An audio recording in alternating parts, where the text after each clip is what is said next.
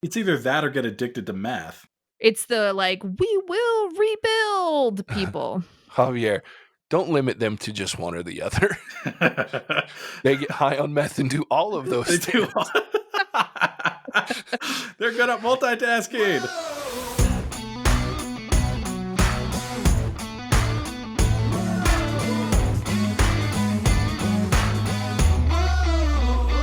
Welcome back to the What's Our Verdict podcast, where we fashion ourselves television judge and jury. My name is JJ Crowder, and I'm here with my two co-hosts, Mattson Heiner. Better read than dead. And Javier Ortiz. What's up, nerds? We also have a returning special guest host, Casey Ridge. It's me again. Also, I'm pretty sure you called him Maston. Sorry about the swears again. Yeah. It's okay. It was closer than Ian Johnson. Ian Johnson? Fair enough. Maston Heiner. Mattson Heiner. All right, so today we're going to be discussing the quarantine phenomenon, the Tiger King, murder, mayhem, and madness. So we're kind of trying to keep a little bit of a format, but we're just going to freeform, talk about this crazy show and everything that's involved. So let's start real quick, guys. Let's just get everybody's initial, overall opinion about the show. Keep it brief. Just what did you think? We'll start with our guest host, Casey. It was really hard to watch. It was really disturbing in so many ways, and it's like the worst of human nature, all wrapped up and born in Florida. Javier. It was an amazing show, and I will probably watch it again. I love how simple that was. Mattson. Yeah. I couldn't take my eyes off it. I think episodes 1 through 5 just purely captivated me, and I was glued to my television. 6 and 7 kind of tailed off for me. I wasn't feeling the thunder as much, but man, the first couple episodes, just craziness after craziness. It was I thought it was just going to be about big cats, but it was so much more. Yeah, they kind of take a back seat, actually. For me, it was raw entertainment of the worst kind. I couldn't take my eyes off either. The first episode, I was like, what the hell are we doing? And then it just got worse and worse and worse. And then I had to know the fate of all these characters. And so that's what got me hanging around. It's like seeing a decapitated head roll down the freeway and you have to watch it to see where it goes. That's a really specific example. Is there a story attached to that? I was thinking the same thing. A girl can dream, can't she? And it's just as morbid as the show, so it works out. All right, so let's kind of jump in. We'll start with the first couple episodes. They're more introductory to the three major players of this deal. So let's talk about Joe, Doc, Carole, who they are, how they lived, and how their missions. What are some of your guys' thoughts? I'll just open it up. Well, I'll say something first. This is Mattson here. I remember I watched a couple clips when I was watching this, and it was interesting to see Joe Exotic before they were filming this documentary. I could tell way back when, I'm not sure how many years ago it was, but he really did care for the big cats. You could see he actually, I think, was trying to get legislation passed to help them get sent back to Africa or work with the no breeding laws. I think they show that a little bit in the documentary towards the end. But then he just gets so twisted in the fame, the TV show that he wanted to produce, and then his just hatred of Carole. And that's what I really take away from Joe. Just numerous clips of him shooting a Carole doll to blowing up a Carole doll in a tree, and he's saying I'd kill that bitch, I'd do all this stuff. And that's where I keep thinking, Joe, he's just crazy, and he had no filter, and you never knew what you were going to get with him. And he started out loving these cats, but then it was almost just this hatred against Carole that got caught up with what he was doing with his big cats. One thing that I was a little confused about is what Carole's goal was. Was it to stop Joe from breeding tigers? Was that her main problem? Because no, it wasn't. So if you listen to what Carole's saying, what Carole wants and the legislation she wants passed basically makes it illegal to have all of these smaller zoos, and then it would let her stay open as a sanctuary. Mm-hmm. So really, it's this selfish move to say, you no longer get to go to XYZ. You all have to come to me. And it's this, mission of self-importance to make herself higher and higher and higher on the food chain. That bitch. Oh, yeah. She's a raging bitch. Yeah. So while I was watching this, her sanctuary did not look better than Joe Exotic's zoo. as far as like quality of life and like space and the cleanliness of it. So I thought that was really interesting that the sanctuary, which in my head, like sanctuaries are always better than like private zoos, but seeing the footage of it, I was like, I don't know. Like I don't know. It didn't look better. She had basically, in my opinion, like slave labor in the sense where she had tiered T-shirts of I loved that. how long the volunteers had been there and how expert they were, so she didn't have to pay them. And they were all like, "I love you, Carole. Like you're the best. I love what we're doing." And she, in the back, she's just counting her money, counting her social media likes, and she's like, "You're all just suckers, and I'm making money off this." Who the fuck has time for that? Like, get a fucking job. That's what I was thinking. Who does have You're time just for gonna that? go and be there every fucking day? No wonder unemployment's so fucking high. Sorry for the swears. That was passionate right there. Dude, those are straight up cults, though. Like all three of them for their own little cults in their own little way. And it was freaky. And is that what you guys do in Oklahoma? Because that place is messed up. Yeah, for me, here's the crazy part is the way that they played these first 3 episodes. They kind of introduce you to Joe, and like I think kind of what Mattson was hinting at, they lead into a lot of he cares about the cats, and kind of to stray from the format. All of this whole series is kind of like the meltdown of Joe, right? You see him start, he seems weird, but innocent enough in that he wants to take care of the cats and be able to show this off. And then you can watch him progressively get crazier and crazier until the point that he's just a complete basket case with there's no redeeming value to him at the end. But then the same thing happens with Doc. So the first episode, he seems like a little mentor to Joe, right? So he's not, doesn't seem diabolical at all. He just seems like somebody that's taking Joe under his wing. But then you move into episode 2, where it's mostly about Doc, and you're like, this guy's batshit. He might be worse than Joe in that he's literally running a cult with multiple wives and the next in line working for him. I mean, it's just crazy. And then Carole, to me, and I told Casey this multiple times, Carole to me at first was the absolute worst human being on the planet from the start. Because I love the very first thing she says, these cats should never be in a cage. And then it cuts to a lion in her place in a cage. I was like, wait a minute. Hold on. And it looked worse than any cage that Joe had. So for her, it's just about she wants to be the only one. And the only difference between her zoo and the others is she doesn't let people touch the cats. That's the only difference. And she doesn't have babies. Well, and I think it's interesting to point out when the producers went to Carole to say, we want to do this series, it was based on they wanted to do like another Blackfish. Well, I mean, that's what her husband claims, right? No, that's what the producer said. The people who put this thing together came up and said, we initially were thinking about doing this to talk about the exploitation of cats and to show what that looks like and what it does when you have these big cats in captivity. So as they were going through the filming, all of this other crazy shit started happening. And how do you not just make good TV at that point? I mean, that outweighs as you start to look at, we need to get people watching. The crazy motherfuckers on this show kind of dictated how this was all going to play out. Yeah, it was interesting to hear when Casey was telling me that this morning. I was like, what? They actually wanted to do good things for the cats. Because I'm I don't know if I've told you guys this, tiger is like my favorite animal. So there was a part of me watching this show that was just in awe because I get to see all these tigers. But at the same time, I was literally disgusted by how all these different tigers that were in these cages and literally just being used for profit. That's all it was. Did you get upset when you found out that they were feeding them Walmart expired meat? Jeez.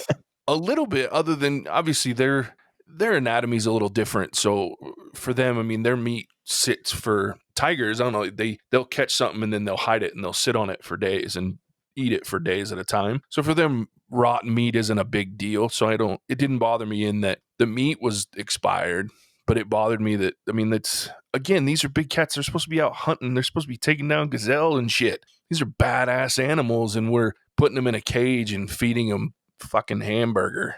Would you be more okay if they just released a gazelle in like their little play pens and you just had like 12 tigers just tearing apart this gazelle? No. Because I would be. That'd be dope. So, for example, there's a zoo in Ohio. The Columbus Zoo is known for the fact that it's probably one of the best zoos in the world. Well, and to clarify, it's like nationally recognized or internationally recognized for that? Internationally. Yeah.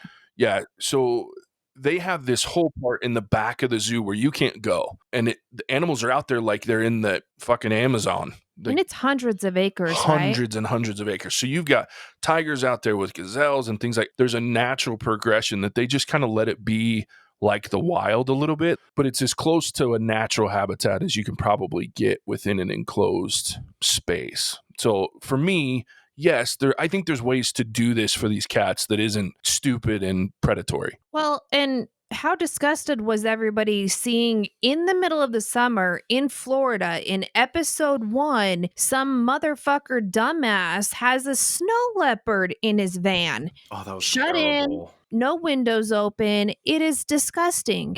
And I am not a fan of zoos. I don't like zoos. I don't agree with them. I think all of these animals should be allowed to be in the wild and they should be in protected areas where we cannot take over their land. To that point, you guys remember it was episode 7. It was when it was footage of Joe. Probably I don't know when it was, but he was talking about those 2 apes that were in separate cages, and then That was so sad.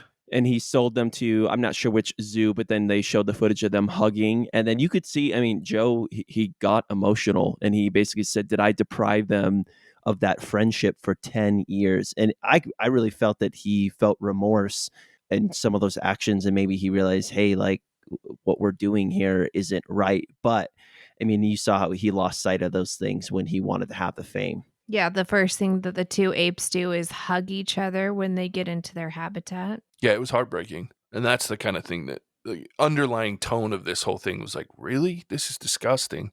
It's entertaining as shit, but it's disgusting. A question I wanted to ask you guys then, with the way the documentary went and what it talked about and what it portrayed, do you think this helps the big cat movement or animal rights in any way, or is this more to the general public just kind of a shock and awe documentary? Want to know your guys' thoughts.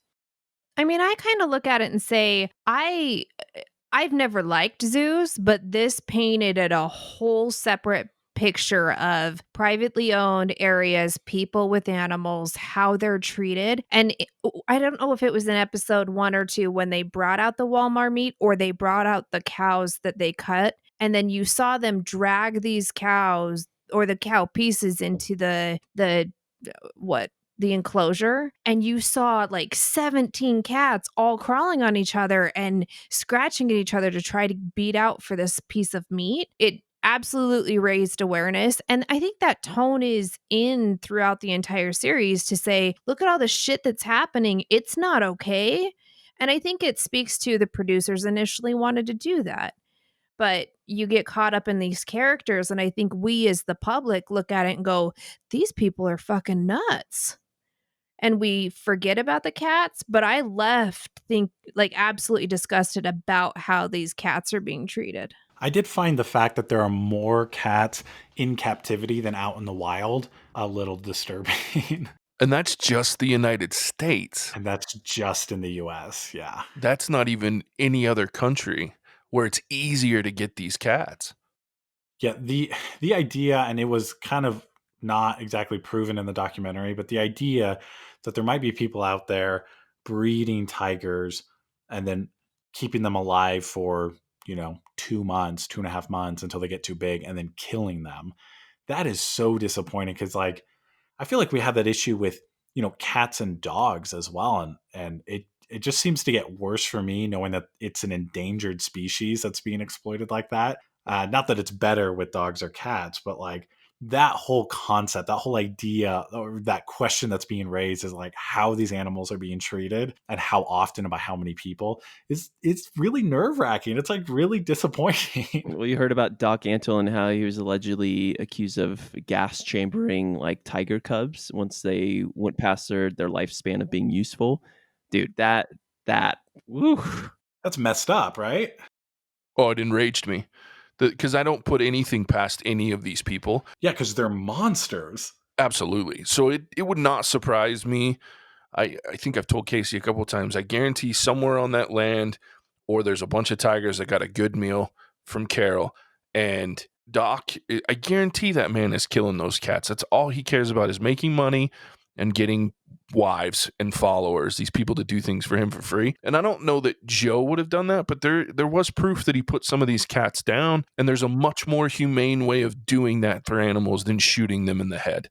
Well, and if you want to talk about an absolute waste of life, whether just animal life, right? Let's talk about that for a second. Look at what happened in Zanesville, Ohio, right? And JJ and I actually lived in lived in Ohio, not far from Zanesville, when the guy who privately owned those cats and the monkeys and the cougars, we lived there when he let them out. Oh, dude. So he let them free, and you heard on the news and all on the freeways, it's like, if you see a bear or if you see a jaguar, a lion, whatever, you need to call the cops. And then I never saw the pictures at that time until I watched this show. And you see these cops come in and they killed 14 big cats, and you see the pictures of all of these cats just lying dead. And what a waste, because some guy goes crazy and wants to kill everybody and just lets his cats loose. And then it's, what do you do? As much as I hated that guy for doing that, I also think that speaks volumes about the police force and how they react to situations. So I actually said that very thing to Casey this morning when she brought it up. We were talking about the fact that we lived so close, because I think it was only like 15, 20 minutes away from where we lived at the time. And seeing, again, I was the same way. I didn't see all the bodies or the pictures and things like that. I just remember hearing that they were killing these cats and all the animals, the bear, all that stuff. So I was really concerned and mortified by this. And then I was telling Casey this morning, I was like, we have tranq darts. We have things that they could do. And I realized there were some that were on the freeway that's endangering to human beings. By all means, I understand that some situations where it was necessary, but to kill almost every animal in that zoo, I remember Zanesville, look, it's not a huge city. It's not a giant town. It's a suburb of Columbus. It wouldn't have been out of the question to be able to tranq some of these, bring in a professional, but it all comes back down to money. It's the same thing with Doc and Joe and Carole. When they talk about putting these cats down by shooting them in the head, it's literally because it's money. It costs thousands and tens of thousands of dollars to have a vet come in and euthanize a big cat or most zoo animals. And instead of doing that, it costs the price of a $4 bullet. Well, and don't you have to wonder what happens when they get sick, right? You talk about Joe Exotic had cats that were buried that they found their remains. So if you're struggling, and at one point in this documentary, he was struggling to feed his cats, they didn't have food. What happens if they get sick? And you can't afford the tens of thousands to bring in a specialized vet. So you shoot them in the head, you bury them, and, here's the world we live in. Doesn't that also call into question, like, how these tigers are getting sick? Like, they never dove into that, but, like, what was going on? Were they old tigers? Did they eat something bad? Like, what happened? Not sure. I'm sure question. a little bit of both, but yeah, great question. I have another question for the three of you. I'm curious, as we kind of start off talking about Carole and Doc and Joe, who and why would you rank the worst, second worst, and so on and so forth? I'm curious to see who's at the head of your chopping block for the worst person from this documentary. Or if you want to include Jeff Lowe or James or someone else in there. I think Jeff Lowe is the fucking worst. I mean, I would rank him worst number 1. Carole's number 2. Doc is number 3. And Joe Exotic coming in at number 4. So why Jeff? He's a leech, right? I mean, once you're introduced to him, he's manipulative. He uses these cats to, you take baby cats to Vegas so that you can get people coming in. Him and his wife are just using it to have threesomes and for their sexual needs. Not that they're having sex with cats. Let's be honest. That is not what was introduced here. But still, like, you're putting these cats on display to be able to show that you're this big bad person. And then he manipulates his way into Joe Exotic's life, takes over the zoo, and gets these other people in.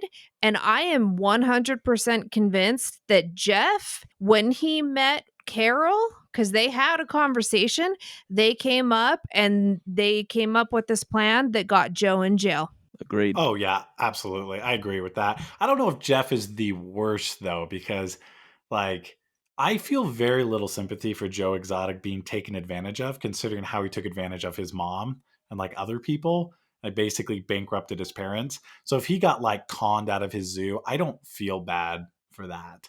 But Joe is definitely, I mean, Jeff is definitely a huge dick. Well, and I think that speaks to Joe's I don't think Joe's IQ is super duper high, right? Because if you're a highly intelligent human being, you're going to know and you're not going to put at risk your livelihood for some guy because you're trying to avoid taxes or the government finding you or whatever it is, right? So I don't think he's super smart, but at the same time, like, really, Jeff? I mean, I think I'd have to put Jeff at the top of the food chain, but I resonate more with Javier in the sense that I mean, Joe dug a lot of his own promise. He dug his own hole, and the reason Jeff had to arrive because he got into such a big feud with Carole, where if he kind of just sucked in his pride a little bit, I think he could have dodged a lot of the allegations that came his way from that lawsuit potentially, or at least some of it, to where it didn't have to get so big, and then maybe Jeff wouldn't have to have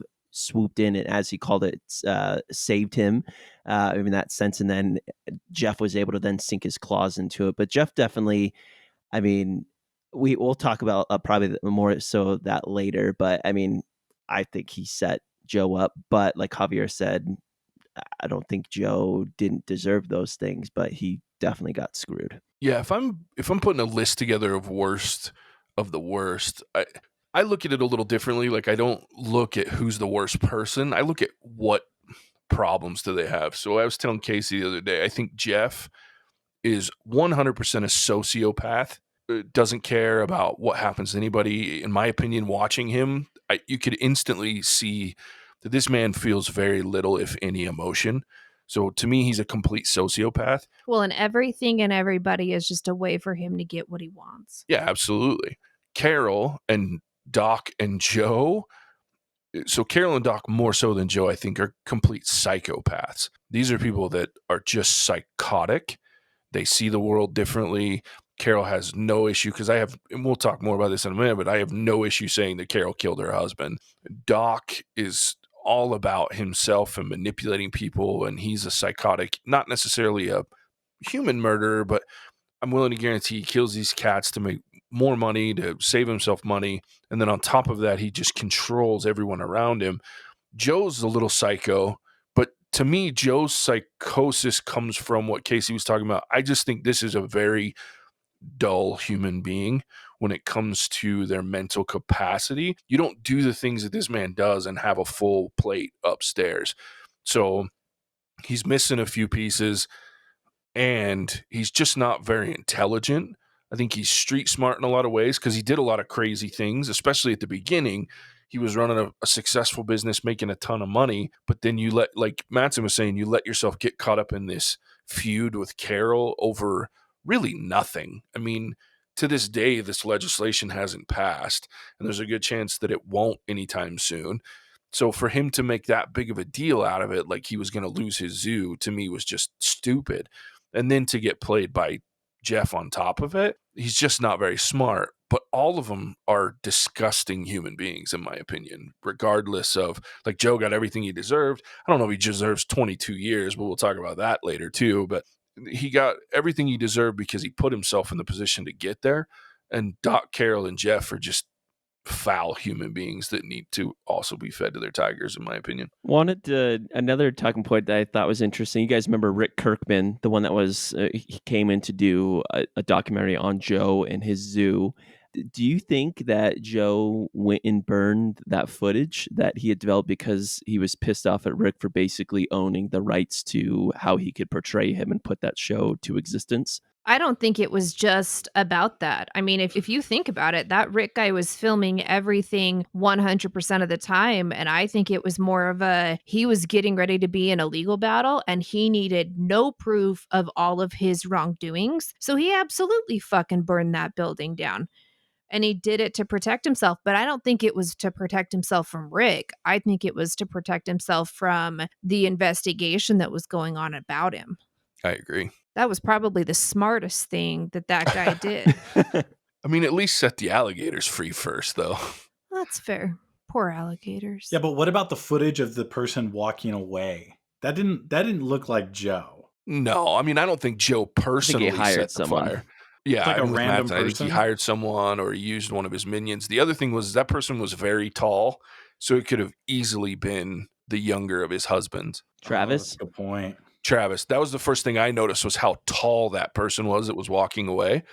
In my head, I was like, oh shit, that's Travis. Yeah, he did walk away Well, kinda and who's to derpy. say that that person walking away was the same person that actually lit it on fire? True. Well, I'm assuming they got the footage around the same time the fire was lit, right? Yeah, but who's to say that that fire didn't start in a different way? I mean, that could have just been somebody walking the grounds of the zoo in the wrong place at the wrong time. I don't think that, but That seems like kind of a I don't think stretch. that either, but it is possible. Sure. Fair. And it's possible that like a unicorn did it, but like Hey, that motherfucking unicorn's a good goddamn thing. probably got fed to the tigers. I think for me is where Joe kind of crossed the line though, because he made a calculated decision to say, hey, this is going to protect myself and probably protect my zoo, but he didn't care that it was at the expense of a couple of alligators or more that had to die brutally because of that. And that's why I just feel like he cared less about the animals and more so about the empire that he in his head was perceived to be building. Well, it also wasn't a zoo at that point, right? Wasn't that after Jeff had already taken it over? Oh yeah, I think you're right. I thought it was before, but good point. Maybe. Yeah, I don't remember. So let's talk about Carole then. Dude, that bitch definitely killed her husband. Holy I shit. agree, Javier.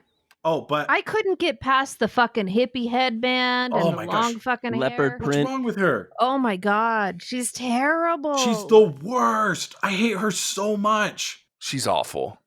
Multiple times as we were watching it, I was like, I hate this woman more than anyone else on this show. Well, and don't you find it interesting? Okay, so she actually was pretty cute in the 60s when that millionaire just happened upon her. But I mean, you want to talk about, I mean, she's got some sociopathic tendencies for sure, but she absolutely is a psycho. But you're this other woman, you luck into some dude who likes big cats. You then marry him, feed him to the big fucking cats, fuck over his entire previous family. You move money around, you steal the wheel, you change the will, you fuck over the secretary, you disperse all of his money, and now you're just sitting pretty. And then you want to come out and say, I hired a private investigator myself to see what happened? Fuck off. I just go back to the footage of her when those TV stations were interviewing her when that was happening. Like I don't know if it was a couple weeks or a couple months as that investigation was going on. She just looked so normal to me. Like she didn't look distraught. Maybe she's putting her face on for the camera, but it just looked too cold and calculated and like, oh, I know how I'm going to respond to this. I know what I'm going to say. It just didn't look believable to me when that was happening back then. Well, and she had a bullshit answer for everything. It was always my husband did this, or he was always doing. Oh, and the journal entries as well, where she set up a lot of the like he was abusive and things like that she wrote in there. Where I think she crafted some of those stories to make it look like, hey, this was just a natural cause of what was happening. Ooh, like Gone Girl style? Yeah. See, a diary's not proof. It's just some woman scorned that's going to take revenge on your ass. Don't fuck with women, man. It's true. Well, and I think she's actually really smart. So her husband, her third husband, so the guy you see in the documentary is her third husband, and he actually has an MBA from Harvard and a law degree. So you're smart enough to go marry somebody who knows the law and knows it well. And then you put him as like some high status in your company, and now he can fight whatever is coming your way.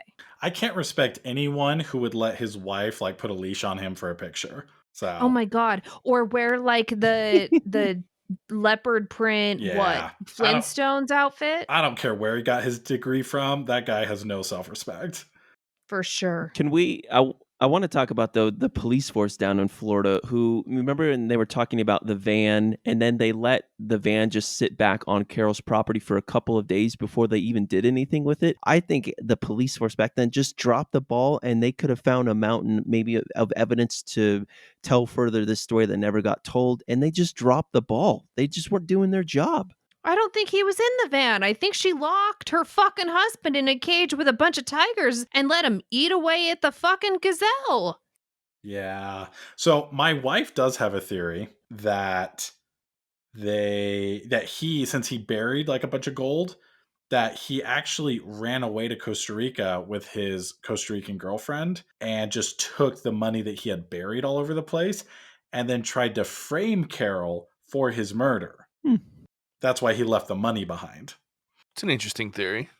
Which is a fun theory, which adds a whole new layer and a whole nother person who's a terrible person to this documentary. But, food for thought. Yeah, I mean, it's an interesting concept. And I could definitely see a weirdo like that doing it. But there is absolutely nothing to support that theory. No, but there's not a lot to support the theory of her being, feeding to the tigers either. I would say the same thing, but he did say to his attorney member that he's like, if I pull this off, or no, it was his worker, his like trusted worker. He's like, if I pull this off, it'll be the greatest thing. And then he never finished what he was talking about.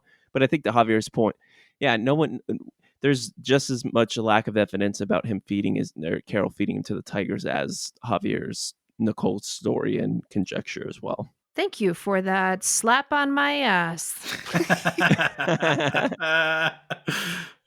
But I think Carole did something. It seems like we're all in agreement that there's much more to the story than she ever let on. Oh, I definitely still choose to believe that she fed him to a tiger. Well, and I don't know that it's easy to think she fed him to a tiger, but I don't actually think that she did. I think he's buried on that thousands of acres of property somewhere. Under the septic tank? Yeah, I think you're more likely to see that he's buried somewhere than fed to the cats. She's like, what's even a septic tank? I don't even know a septic tank. All you have to do is put some acid into the septic tank and it will eat away at the person and drain the fluids into the earth as long as you poke a hole in the bottom. Wow, that was fucked Don't ask up. me how I know that. So disturbing. Yeah, you don't live with her. I hate everything about what you just said. I thought the other thing that was interesting, I don't necessarily think this is true, but they talked about the meat grinder that they had and how they should have tested that. And I was like, dude, like that's next level. If she'd not only like cut him to pieces and put him in a meat grinder, I think that's just straight conjecture, but that imagery is like pretty nuts.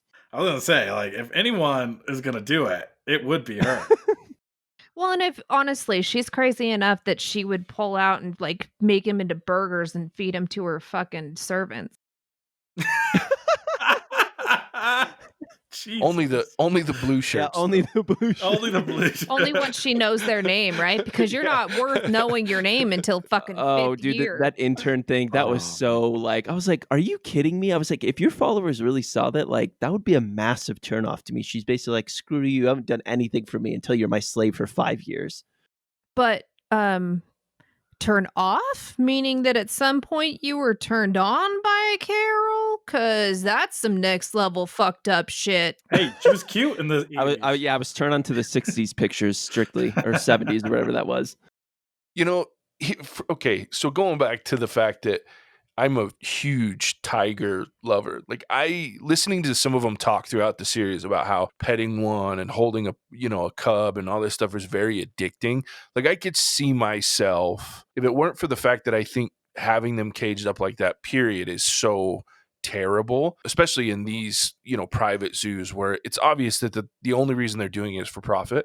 I could see myself being addicted, and I can't sit here and honestly tell you that I wouldn't work for free to be that close to big cats if I didn't have the moral dilemma of having them caged. I really can't. I have that much of an infatuation with big cats.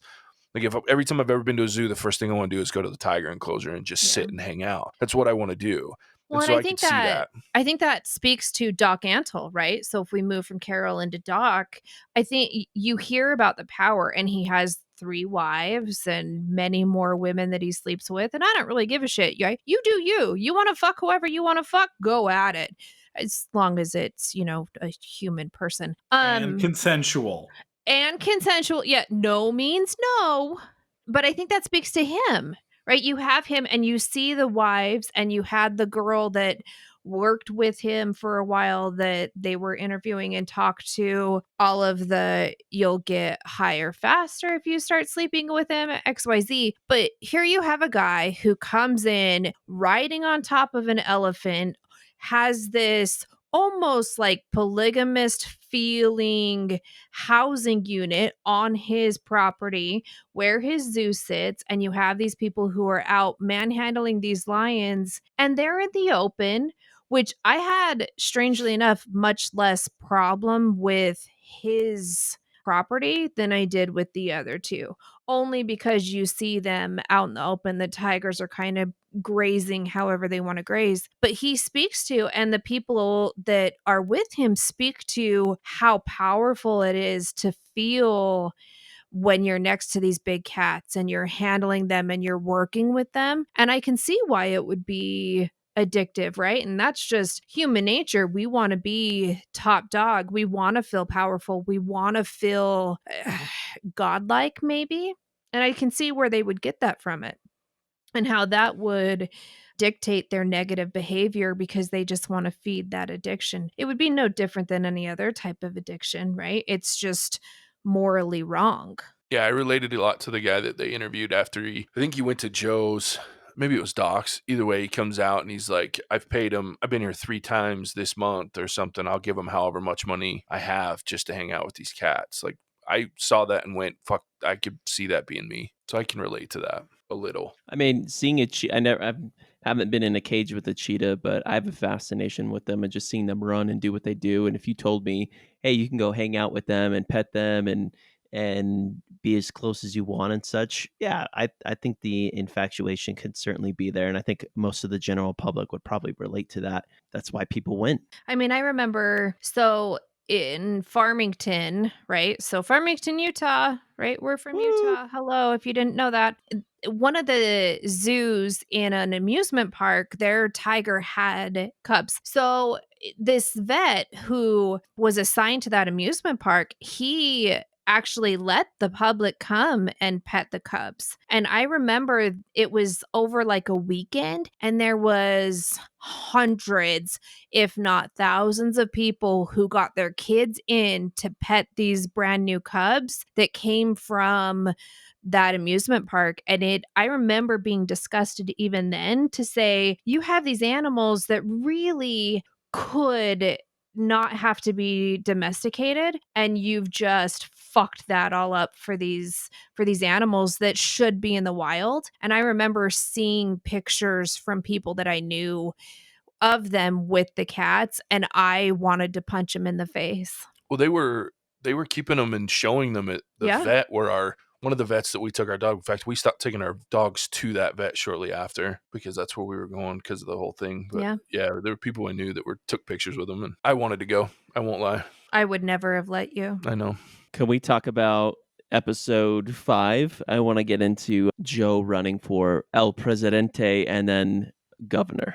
Yeah, absolutely. I had no idea that he ran against Donald Trump, which honestly, my thought was like, that's not that much crazier than Donald Trump, right? Like they're both kind of like personalities, right?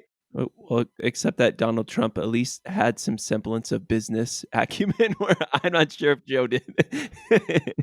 That's fair. Like, Donald Trump, was worth like $10 billion when he ran or whatever. So, obviously there's a difference in business acumen. He didn't make condoms to pass out to his constituents. Yeah, but I wouldn't have been surprised if he had. That's probably true, but at least he didn't. Are we talking about Doc at this point? No. Or Joe? Joe and Trump. We were comparing Joe and Trump, how they're basically the same person. The difference is Donald could afford to have people on his staff that keep him from making condoms with his face on it. Because I'm pretty sure that's about the only thing that kept that from happening. So I'm just saying, it wasn't that big of a stretch for me, considering who he was running against. Sure. Well, here's the crazy part for me is we're watching this thing. You get to this episode and I'm like, whoa, that took a weird turn. Like, I did not see that becoming like the Joe for president. And then he loses, obviously, and then immediately says, I can't wait any longer to run again, so I'm going to run for governor. Like, because that's going to work out Well, so and let's well. not forget, there were actually 664 people who were dumb enough to vote for him as governor of Oklahoma. He took third place in a The field of condoms 6. worked. I know. Who doesn't want to fuck somebody with Joe's face on their dick? So honestly, I do kind of want that underwear line. Like, how do I? Is that still for sale? It might be. He might be running it from his jail cell. Is he still getting royalties from that? I mean, he still has that same husband that he was married to at the end. Dylan Passage. Yeah, Mhm. they're still married. Are they really? That just surprises me. Yep, still married. Going strong. A person I thought was really crazy is we're talking about the president and kind of governor races. His campaign manager, Joshua Dial, the guy with the glasses, where you want to be like, it just be in his head. You're like, oh, if I do this and then I'll help him run for governor, I'm just gonna go along with it. Then this is gonna look great on my resume. I'm gonna move up or whatever he thought he was gonna do. I'm like, what were you still doing around? Especially Yeah. when Travis shot himself in the head Yes. and you still stayed. Yes. How? Okay, first of all, how does that conversation even happen? You're a manager of a fucking Walmart. Yes. And you somehow jump from being the Walmart guy to running somebody's campaign. Yes. Those are all the questions I have. Can someone please answer them? I don't think anybody can answer them. What? Who the hell is that guy? Where did he come from? And why was he still there? Unbelievable. So, did anybody else notice his visible deterioration throughout the series? So, when you first meet him, it's older footage, and he's talking about the campaign, and he's a pretty robust guy. He had pretty nice teeth and looked okay. By the end of one of his last few shots, like his teeth had started to rot. He'd lost some weight visibly, like he was losing hair, and I realized some of those things come with age. He got But into I'm sitting there meth. going, I'll tell you exactly. Yeah, it was Javier. meth for The sure. guy, that's how he stayed. I guarantee, just like shut he did with up. Just like both of everyone his else. husbands, he was feeding this guy drugs. He was feeding this guy big cats, and you get addicted to both, and you stay in a very disgusting situation. Because drugs were a big thing, and I would argue that they're a big thing in all of this world. Sure. But it mostly talked about it with Jeff, right? Who's Jeff Lowe? Yeah, Jeff with the Vegas stuff and doing drugs in Vegas. And then also with, it was running rampant through Joe's zoo and all of his dealings there. Yeah, the lack of, okay, let me rephrase. The extraordinary lack of teeth among his staff was a quick Dude, and the lack of meth. limbs. Yeah. The lack of what? Lack of limbs. Where Well- everyone's legs and arms and stuff. Well, and what would convince somebody to think it's smart to shove their arm in a cage with a tiger in it? She could have You'd kept have her to be arm. fucking high. That part made me so mad. She could have kept her arm. Yeah, she just was too lazy to go through the years of physical therapy. So nope, just cut it off. Yeah, and she was like, multiple surgeries. If I stay in the hospital, they win. I'm like, are you kidding me? I will let anyone win if I get my hand back. Well, and that's the part that irritated me, is it wasn't even laziness. It was the fact that the longer she had to deal with those things, or I guess, let me rephrase, her preference is he. So the longer he had to deal with those things, the worse it looked for the zoo. Oh, yeah. And I'm like, it's your fucking arm. Put that shit back on. Yeah, that. Hey, I thought she was just gonna get like a stake or like a metal rod and just stick it in her arm so she could have that. What, like an orc? What's wrong with you? It's gross that she went back to work 5 days later. Well, and as long as we're on like the president, governor, whatever elections, did you guys know that Doc Antle ran for president in 2016 as an independent? Wait, the same year? Yep. Yeah, he got 962 votes nationwide. Doc Antle, polygamist.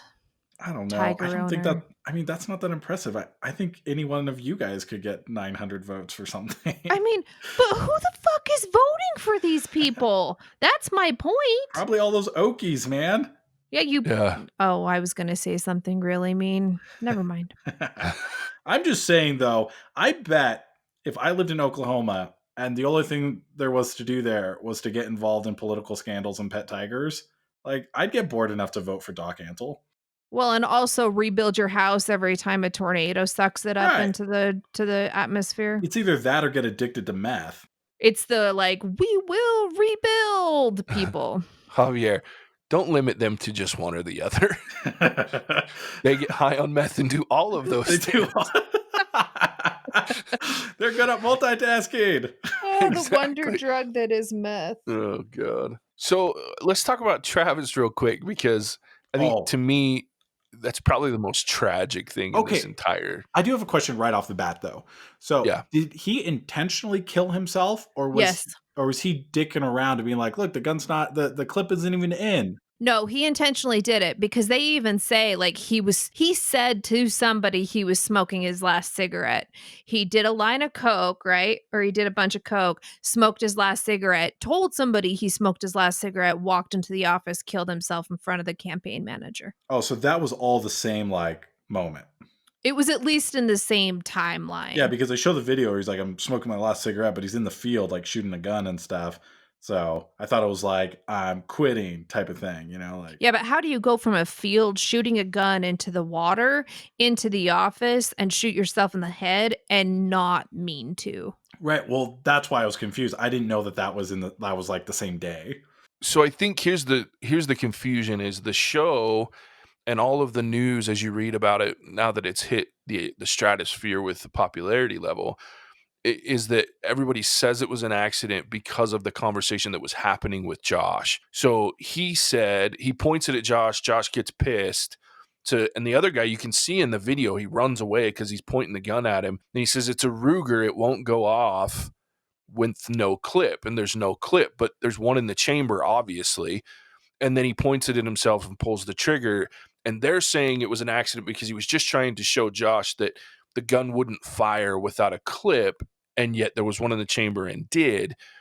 But there's got to be some thoughts based on the conversations, like Casey's saying. I fully believe that he meant to kill himself. Maybe not in that moment per se, but he was going to at some point. I mean, here you have a guy who we're told is straight.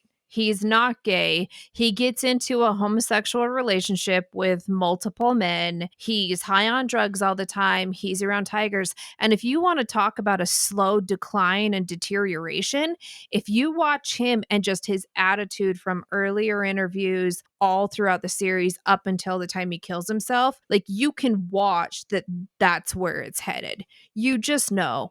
And I think we as human beings tend to tell ourselves and have to come up with these stories about why something happened, or we tell ourselves that it was an accident because that's easier than dealing with the truth that it was done on purpose. And if I heard right, Joe got married 2 months later? Yeah. Yes. Yep.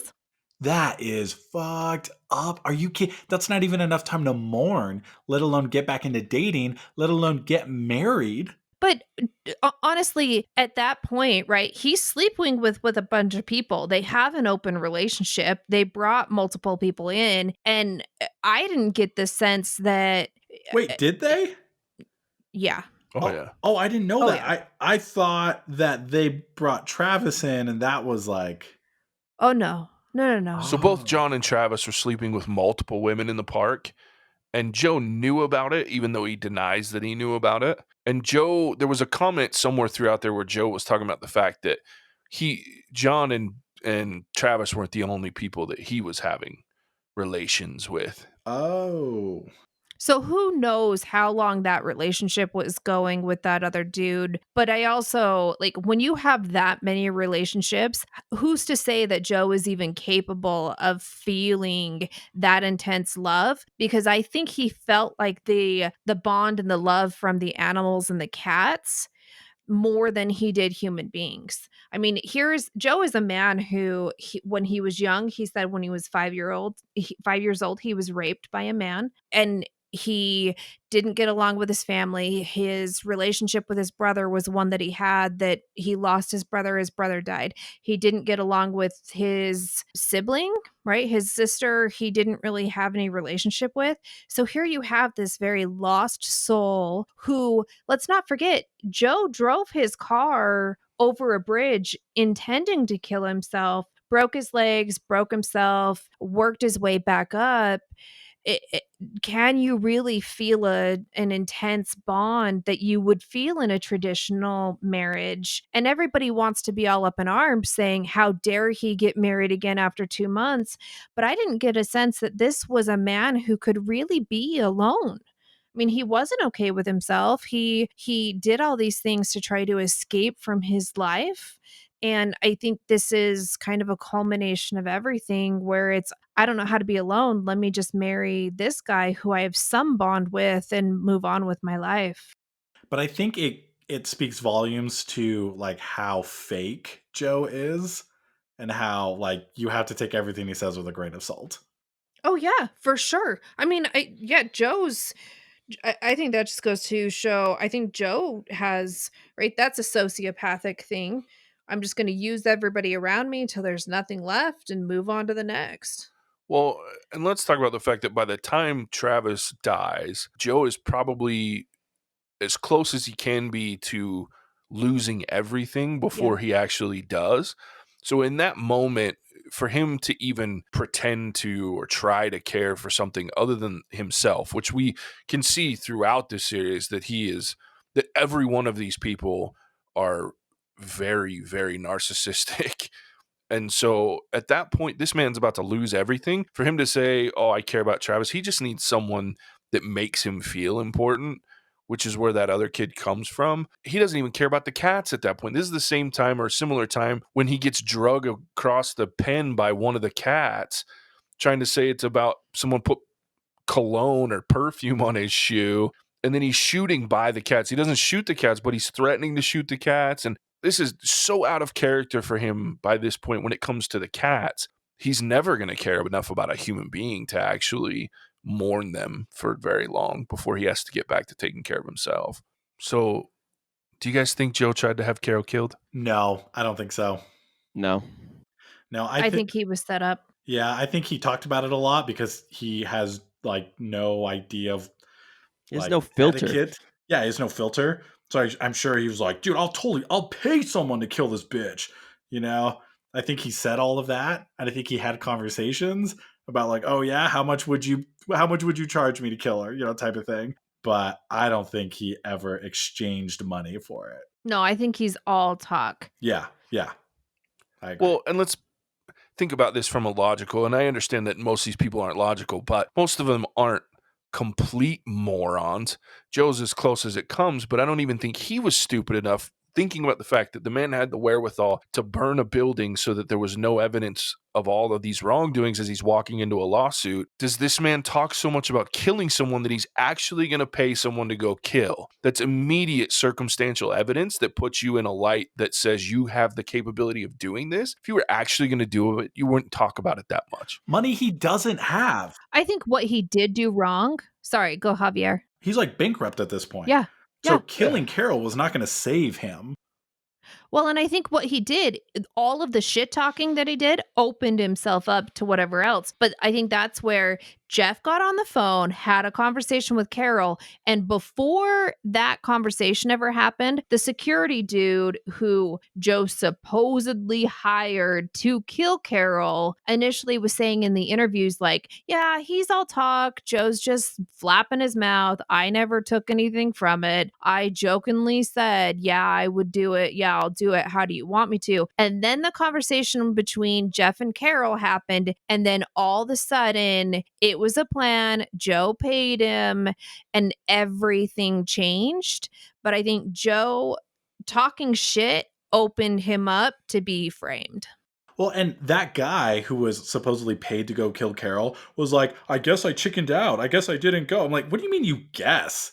I guess I went and blew 10 grand on some strippers. Yeah. Well, here's the other thing is there's a recording out there that has Alan saying definitively, Joe never asked me to kill anyone. He never paid me to kill that bitch. It's literally, they played the recording on the show, but then he flip-flops, and that's all the federal government needed at that point was to say, yeah, but he did actually pay him and he'll testify to that, which is just a gross representation of our legal system, in my opinion. I will say he did break laws though, right? Like, Oh, of course. the breeding and selling of cubs and tigers, like that's all illegal. That's why they brought those charges, because the trumped up pay for murder charge probably wasn't going to stick. So they brought in what they could get him on, and then they took that to the grand jury and said, "Look, this is obviously not a good human being.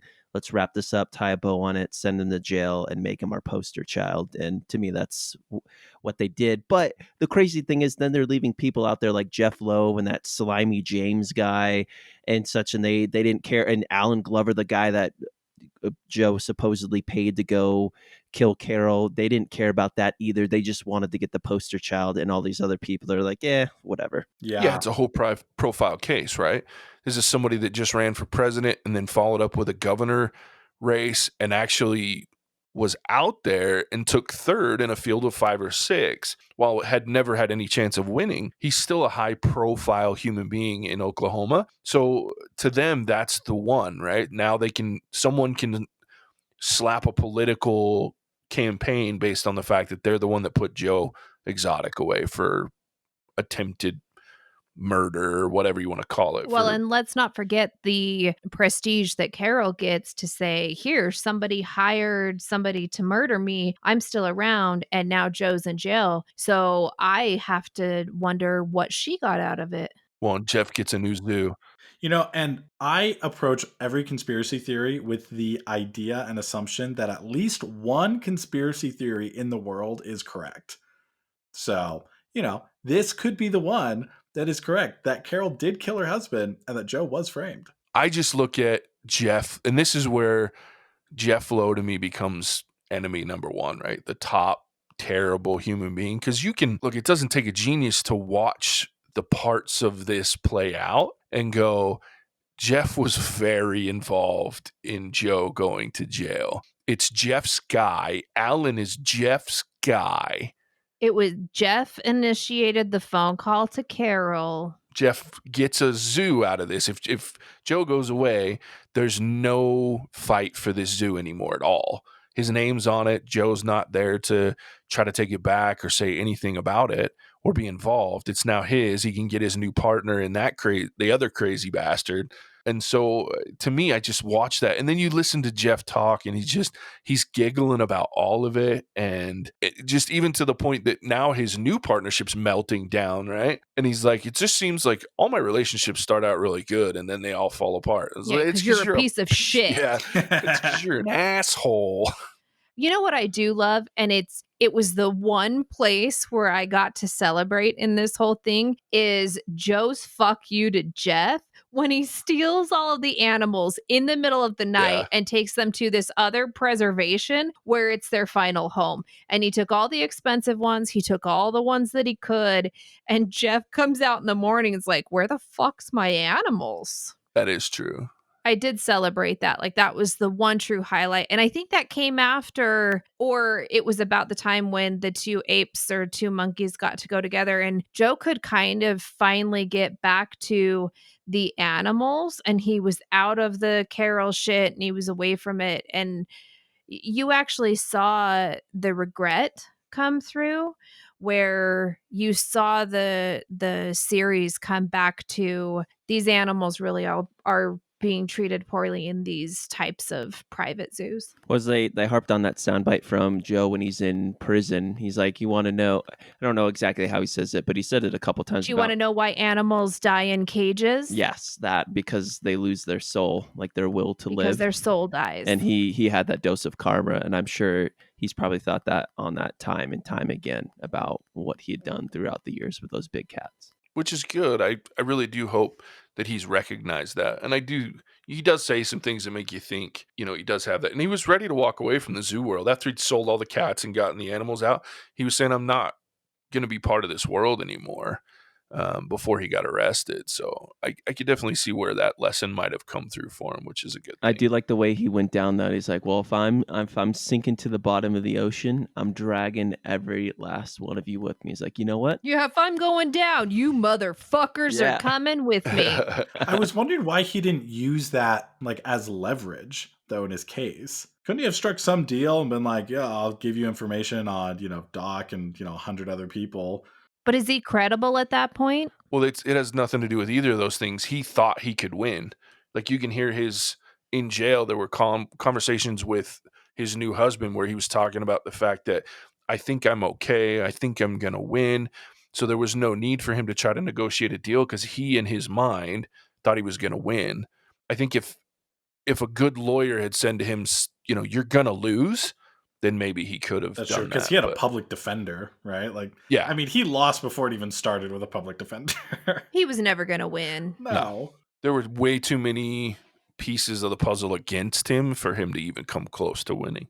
And he couldn't afford anything but a public defender. He also wasn't smart enough to be able to see what was coming and see the writing on the wall. So he didn't make sure that there were things in place to protect him. Yeah, I mean, he was going to lose so for sure on the animal charges for killing those animals and transporting animals across state lines. I mean, something was going to happen to him at a minimum. Do you think anything can happen to those people who illegally bought the animals? Like, was anybody else looking at the map going, oh my God, there's a star in my state. I know Yeah. what fucking zoo that is. I'm disgusted.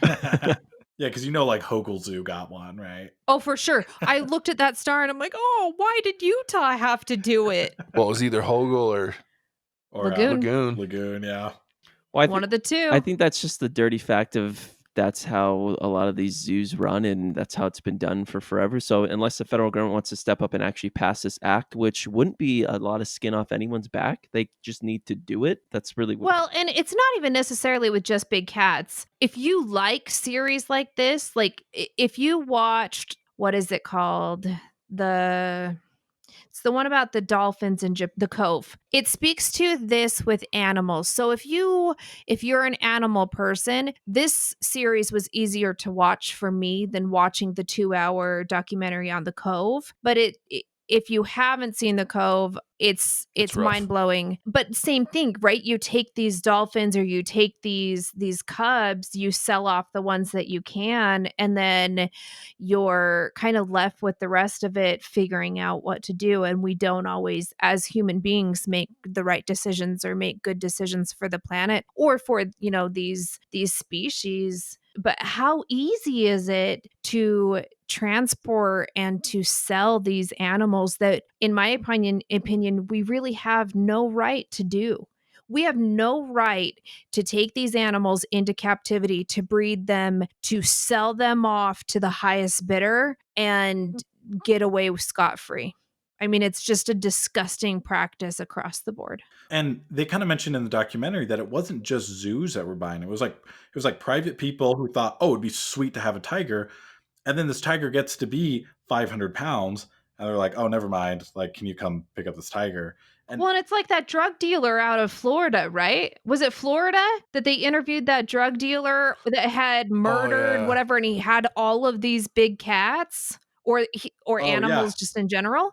I'm not going to lie. His facility looked better than the rest yeah, of it looks them, pretty though. nice. Yeah. And he actually looked like he treated his animals well. Yeah. Well, and he didn't have too many.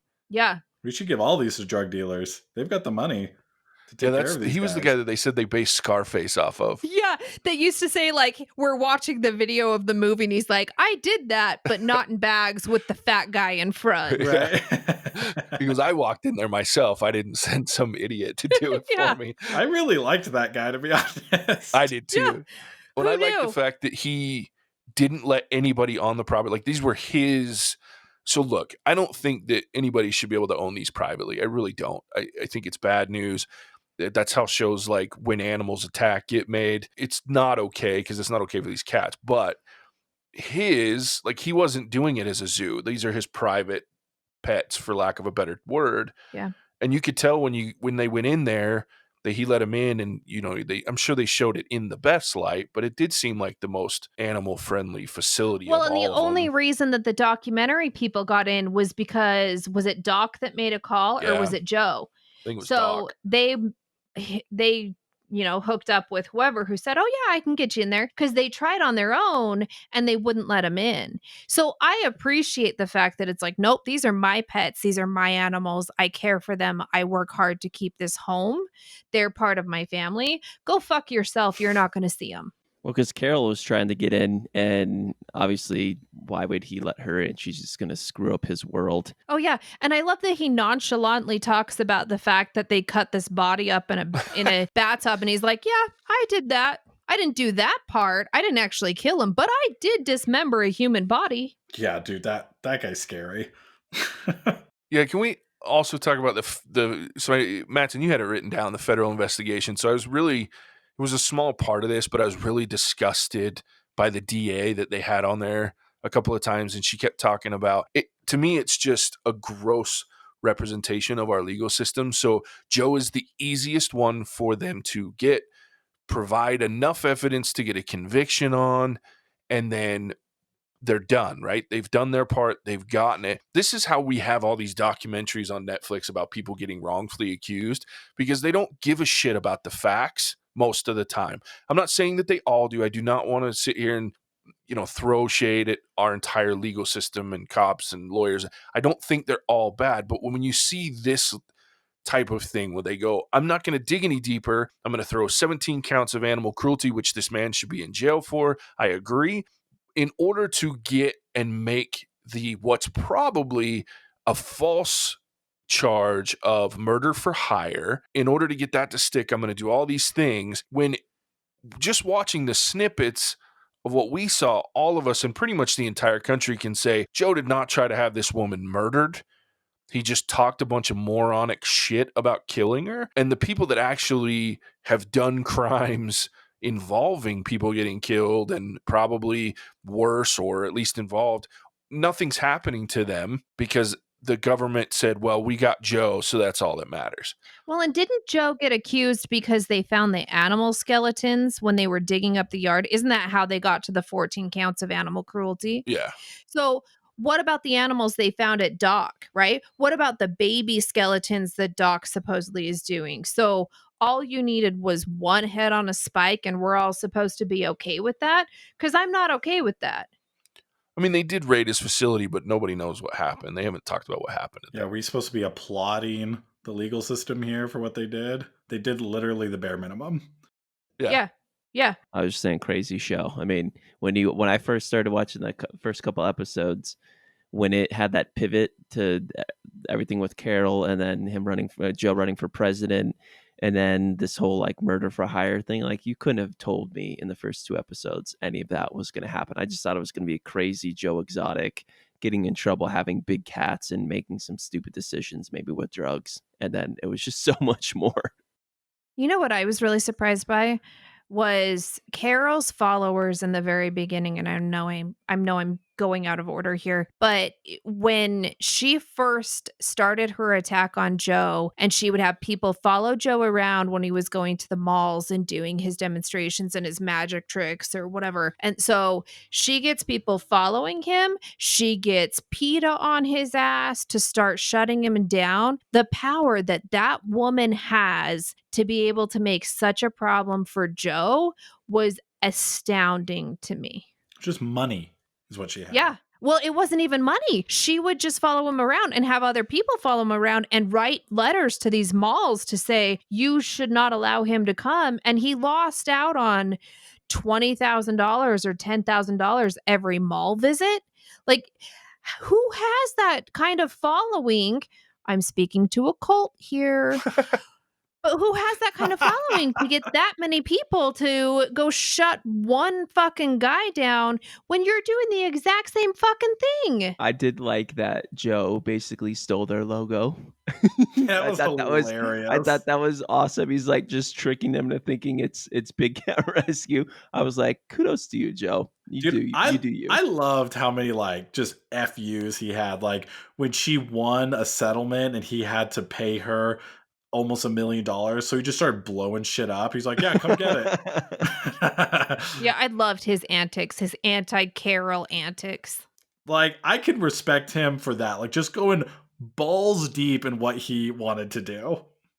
Oh, he was pot committed. Yeah, so, They're all fucking nuts. Yeah, they're all crazy. Everybody in this show's crazy, is freaking, oh god, they're nuts, which is why it's so entertaining. Yeah, you just can't look away. And you want a binge worthy show, you were going to watch this every episode until you get through it, and then you're still going to want more. Yeah, I watched this in 2 nights. It's like 7 hours. Yeah, we did the same thing. Yeah. It was awesome. I want to see the footage that got burned. Can you imagine all the shit that happened with that internet show that never got showed and burned up in that fire? Oh, I want that so much. All right.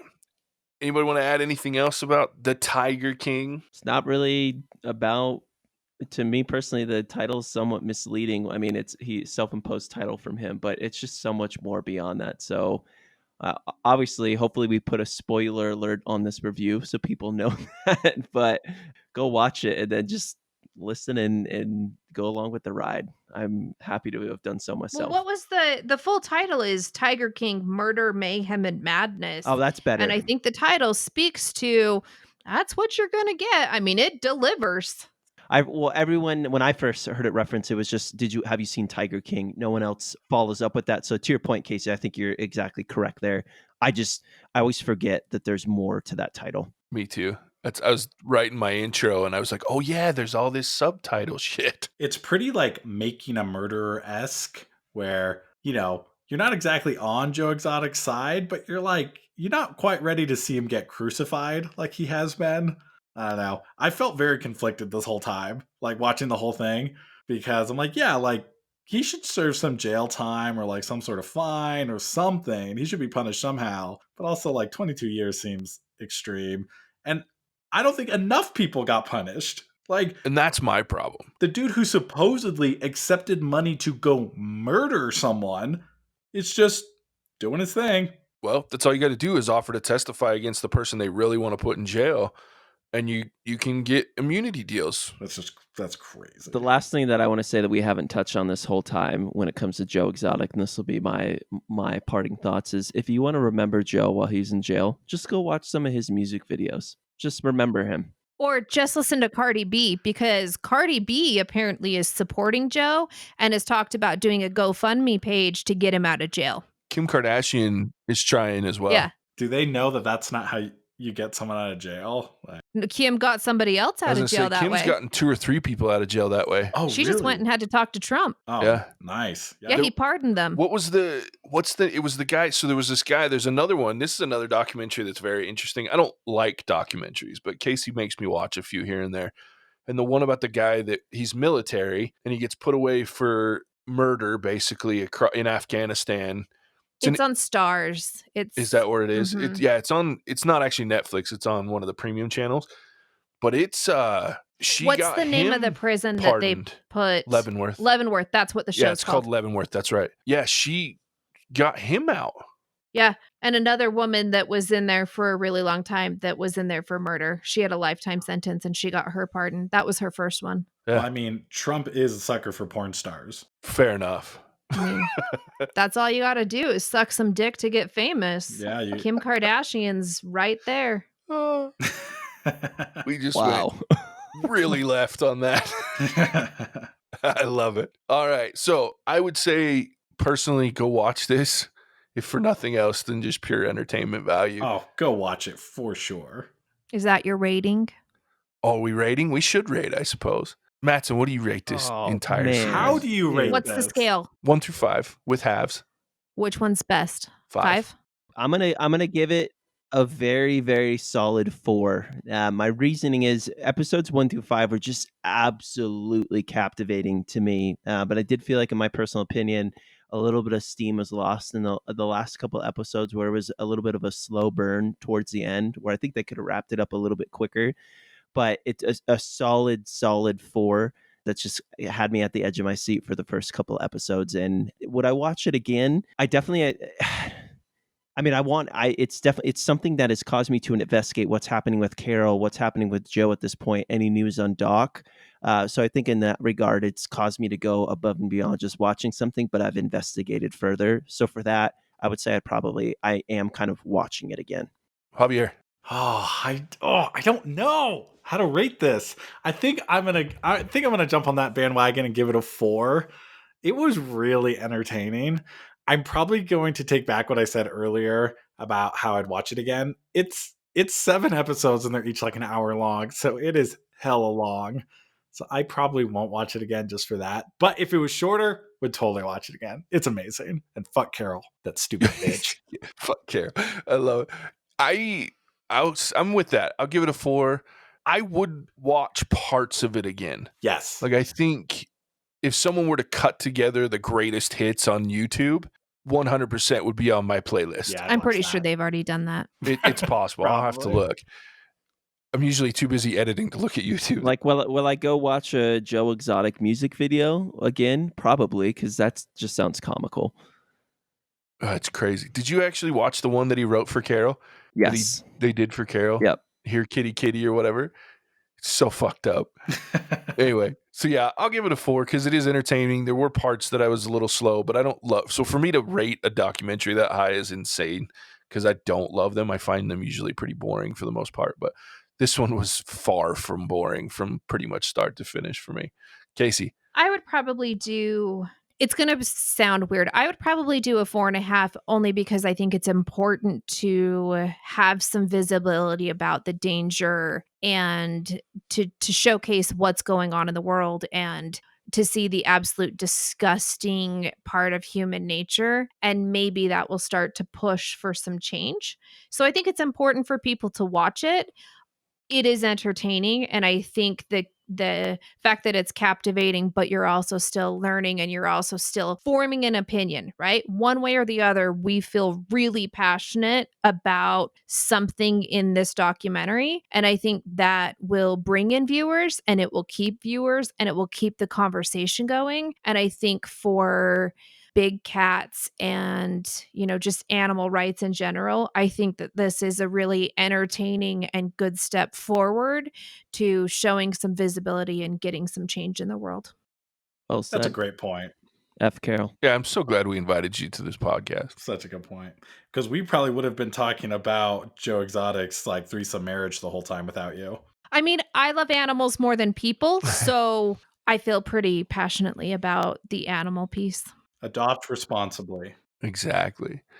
Well, and I think I get pretty passionate about that too, but I always get lost up in the entertainment value of this show. So I'm glad that you brought that up because I feel the same way. I feel like there was a great message to it beyond just the entertainment, but it was so entertaining that it's easy to lose sight of that. So I implore people to listen to Casey and don't lose sight of the important part of this as well, just beyond the entertainment. What a fun episode. So Javier, What? where can they find us? Right here. Right here, right now? You Yeah. forgot about your job, Javier. My job? Where else? Oh, right, yeah. Okay. Leave it to the guest host to get you there. Yeah. Okay. You can find us on Spotify, iTunes, Stitcher, and pretty much anywhere else where you can find great, amazing podcasts. You can also reach us on social media on Instagram and Facebook and Twitter. What's Our Verdict? And you can email us at host@whatsourverdict.com. You can also listen to us at our sister podcast, What's Our Verdict, where we talk about movies. Perfect. Don't forget, we did just change our Instagram, everyone. So it is What's Our Verdict podcast on Instagram. Twitter and Facebook are both What's Our Verdict. So go check us out. Send us an email. We'd love some requests, especially in this time of isolation and, watching everything at digital means. Please let us know if there's some Netflix things, some other things you want us to watch. We'd be happy to oblige and talk about them on the podcast. So we really appreciate it. Thanks for listening. That's The Verdict, and we'll catch you on the next one. Bye-bye now. Bye. Bye.